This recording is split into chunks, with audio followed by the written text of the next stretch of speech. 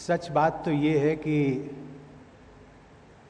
इस मिशन के साथ 25 वर्ष की जो मेरी यादें हैं वो आज ताज़ा हो रही हैं।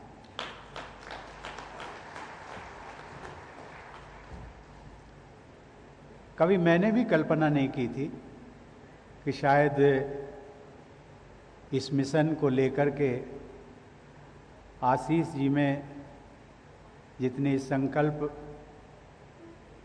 और सेवा की भावना है वो इस रूप में समाज के सामने प्रदर्शित होगी। आज आप सबके बीच यहाँ आकर मुझे बहुत प्रसन्नता हो रही और इसलिए हो रही है कि मैं मिशन के कार्यक्रम में आया हूँ इसलिए नहीं, बल्कि ऐसा लगता है कि एक छोटे से बीज को बोने में, लगाने में जो एक छोटी सी मेरी भूमिका थी, आज वो वटवृक्ष होकर के खड़ा हुआ है। तो उसको पुनः सिंचित करने की एक मेरी पुनः एक जो भावना जागृत हुई, तो मैंने कहा आशीष जी को कि मैं इस कार्यक्रम में जरूर आऊँगा। सौभाग्य से देवभूमि उत्तराखंड आने का अवसर मुझे अनेक बार प्राप्त होता रहा है। इस पवित्र भूमि की प्रत्येक यात्रा मेरे जीवन में एक नई ऊर्जा का संचार करती है। यह एक सुखद संयोग है कि मैं अभी कल्पना कर रहा था कि जब मैं राज्यसभा सांसद बना उसके तुरंत बाद पहली बार मेरी यात्रा जो हरिद्वार की हुई थी वो 1997 की हुई थी, और जब राष्ट्रपति बना 2017 में, तो जब उत्तराखंड आना हुआ तो सबसे पहली मेरी यात्रा इसी मिशन की भूमि पर हुई थी।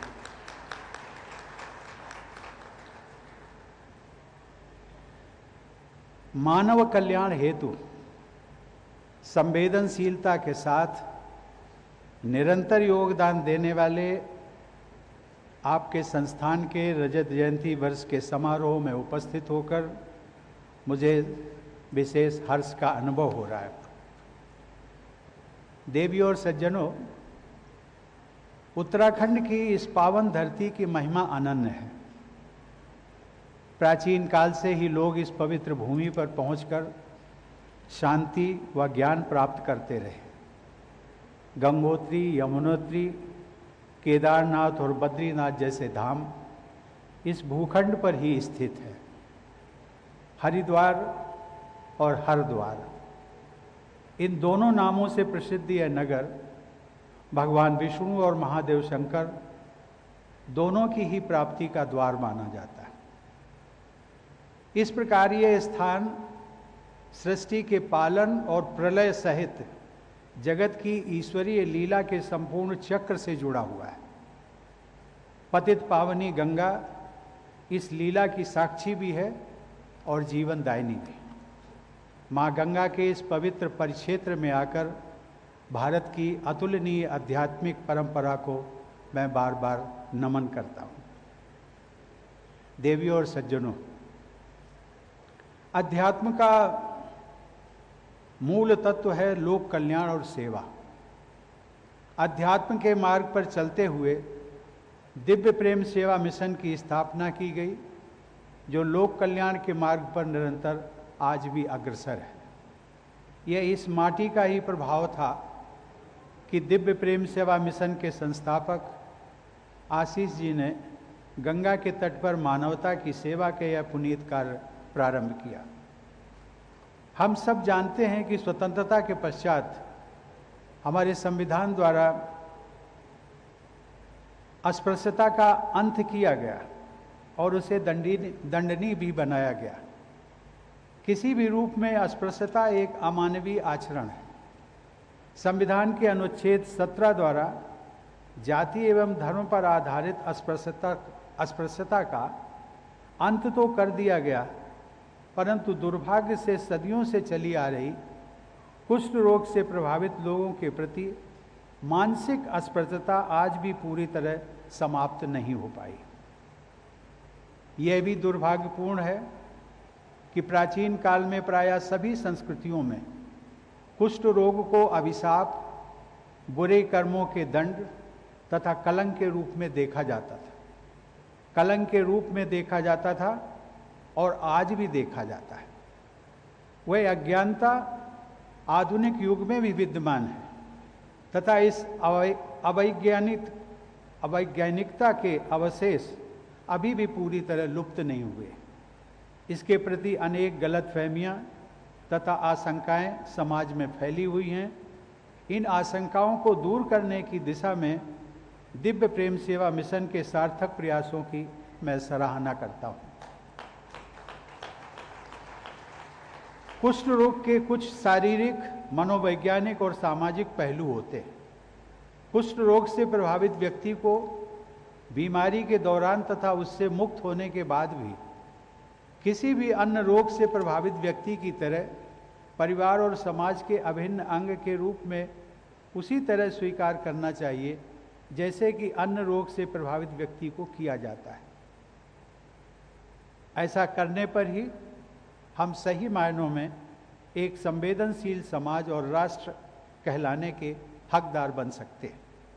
शायद इसी आत्मीय तथा भयमुक्त व्यवहार को बल देने के लिए भारत सरकार ने कुष्ठ जागरूकता अभियान को स्पर्श नाम दिया है। कुष्ठ प्रभावित लोगों का मनोवैज्ञानिक पुनर्वास उतना ही महत्वपूर्ण होता है जितना कि उनका शारीरिक उपचार। देवियों और सज्जनों, भारतीय संसद ने दिव्यांग व्यक्तियों के अधिकार अधिनियम 2016 को पारित किया, जिसके तहत इंडियन लेपर्स एक्ट 1898 को निरस्त कर दिया गया और कुष्ठ रोग से प्रभावित लोगों के प्रति भेदभाव कानूनी तौर पर समाप्त किया गया। 2016 के अधिनियम के प्रावधानों के द्वारा अन्य श्रेणी के दिव्यांग व्यक्तियों सहित कुष्ठ रोग से मुक्त व्यक्तियों को भी लाभार्थियों की सूची में शामिल किया गया है। देवियों और सज्जनों, मानवता की सेवा में समर्पित अपने जीवन काल में राष्ट्रपिता महात्मा गांधी कुष्ठ रोगियों का भी उपचार एवं देखभाल करते थे। गांधी जी के अनुसार स्वयं को जानने का सर्वश्रेष्ठ तरीका है स्वयं को मानवता की सेवा में विलीन कर देना।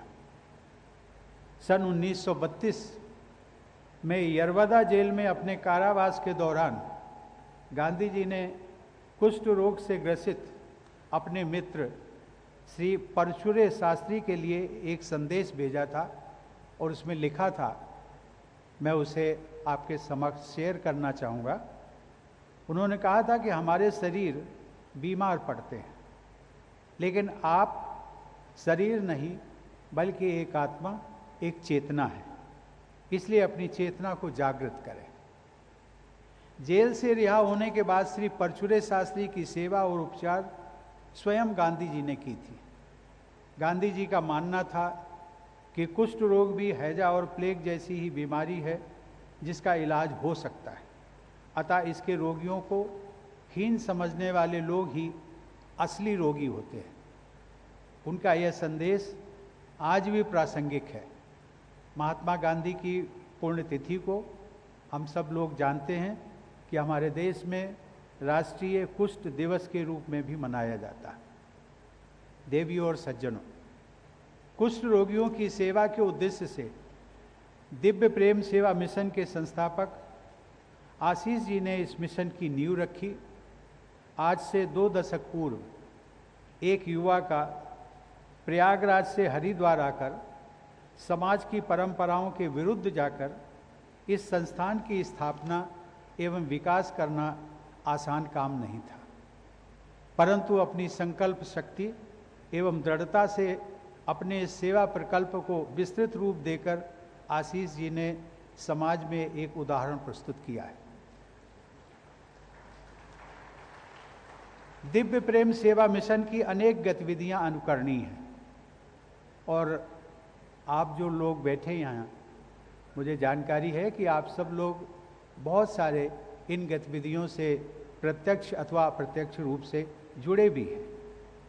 संविधा सेवार्थ चिकित्सालय द्वारा कुष्ठ रोगियों का उपचार, विद्यालयों में कुष्ठ प्रभावित लोगों के बच्चों को शिक्षा प्रदान करना, विद्यार्थियों के लिए छात्रावास की व्यवस्था, विशेषकर हमारी बेटियों को भी छात्रावास की सुविधा देना तथा शोभा स्मृति कौशल विकास केंद्र की स्थापना, ये सभी योगदान बहुत ही सराहनीय है। इस प्रकार दिव्य प्रेम सेवा मिशन यहाँ रह रहे बच्चों के समग्र विकास हेतु प्रयासरत है। आप सब ने अपने मिशन के सिद्धांत सेवा, साधना, संबोधि को कार्य रूप दिया है। ऐसे उत्कृष्ट सेवा कर्म और समर्पण के लिए इस मिशन के संस्थापक और उनके सभी सहयोगियों को मैं बधाई देता हूँ। मैं इस मिशन की, जैसा मैंने अभी आपके सामने उल्लेख किया था, मिशन की गतिविधियों और उसके विकास को तब से देख रहा हूँ जब यहाँ घास फूस की एक झोपड़ी हुआ करती थी जिसमें कुष्ठ पीड़ितों की चिकित्सा सेवा आरंभ की गई थी। आज ये मिशन बड़े पैमाने पर सेवारत भी है और जन चेतना का संचार भी कर रहा है। आज मेरे मानस पटल पर वे सभी पुरानी स्मृतियाँ धीरे धीरे उभर रही हैं। देवी और सज्जनों, हमने देखा है कि कुष्ठ से प्रभावित रोगियों के बीच में काम करने वालों के प्रति भी समाज में अस्पृश्यता का व्यवहार अनेक लोग करते हैं। इसके बावजूद जो लोग कुष्ठ प्रभावित लोगों के बीच निरंतर सेवा कार्य करते हैं, उनका मनोबल कितना ऊंचा होता है और उनका हृदय कितना विशाल होता है, यह एक सामान्य व्यक्ति की कल्पना से परे है। अभी हाल ही में मुझे ऐसे ही एक दृढ़ मनोबल और विशाल हृदय वाले अत्यंत वयोवृद्ध स्वामी शिवानंद जी को पद्मश्री से सम्मानित करने का अवसर मिला। लगभग 125 वर्ष के आयु वाले स्वामी जी पिछले 50 वर्षों से अनेक कुष्ठ प्रभावी गरीब लोगों की जगन्नाथपुरी और देश के अन्य कोनों में सेवा करते आ रहे हैं। वे ऐसी सेवा को ईश्वर की सेवा मानते हैं। स्वामी विवेकानंद ने भी कहा था कि जीव सेवा से बढ़कर और कोई दूसरा धर्म नहीं होता। सेवा धर्म का यथार्थ अनुष्ठान करने से संसार का बंधन सुगमता से छिन्न हो जाता है। स्वामी विवेकानंद कुष्ठ रोग की औषधि तथा कुष्ठ रोगियों की सेवा के विषय में भी अत्यंत सचेत हुआ करते थे। अपनी विदेश यात्राओं के दौरान भी उन्होंने कुष्ठ रोग के उपचार के विषय में लोगों को जानकारी प्रदान की थी। देवी और सज्जनों, हमारा देश आज़ादी का अमृत महोत्सव मना रहा है। इस कार्यक्रम में भारतीय स्वतंत्रता आंदोलन पर वेबिनार, स्वतंत्रता सेनानियों के योगदान पर संगोष्ठी के साथ साथ वृक्षारोपण, रक्तदान और श्रमदान जैसे कार्यक्रमों का आयोजन किया जा रहा है। मुझे यह जानकर प्रसन्नता हुई कि दिव्य प्रेम सेवा मिशन भी वृक्षारोपण और स्वच्छ गंगा मिशन हेतु श्रमदान जैसे कार्यक्रम आयोजित कर रहे हैं। ऐसे कार्यक्रमों के लिए मेरी शुभकामनाएं सदैव आपके साथ हैं। कुछ माह पूर्व मुझे कुछ ऐसे छात्र छात्राओं से मिलने का अवसर प्राप्त हुआ जो राष्ट्रीय सेवा योजना के अंतर्गत देश के विभिन्न क्षेत्रों में जन सेवा में लगे हुए। मुझे यह जानकर बहुत संतोष हुआ कि लगभग 40 लाख युवा इस योजना से जुड़े हुए। हमारे देश के युवा एनएसएस के माध्यम से भी लोगों में कुष्ठ रोग से जुड़ी भ्रांतियां दूर कर सकते हैं और इस रोग के उपचार के बारे में सही जानकारी प्राप्त करा सकते हैं। मैं देश के युवाओं से आग्रह करता हूं कि वे कुष्ठ रोग से प्रभावित लोगों की सेवा करने के अनुकरणीय उदाहरणों से प्रेरणा प्राप्त करें और अपना सक्रिय योगदान भी प्रदान करें। अंत में मैं आशा करता हूं कि दिव्य प्रेम सेवा मिशन से जुड़े आप सभी इसी प्रकार मानव सेवा के कार्यों में पूरी निष्ठा व तत्परता से सभी कार्यों में आगे बढ़ते रहेंगे और लोगों को सेवा कार्य के लिए प्रेरित भी करते रहेंगे। धन्यवाद। जय हिंद।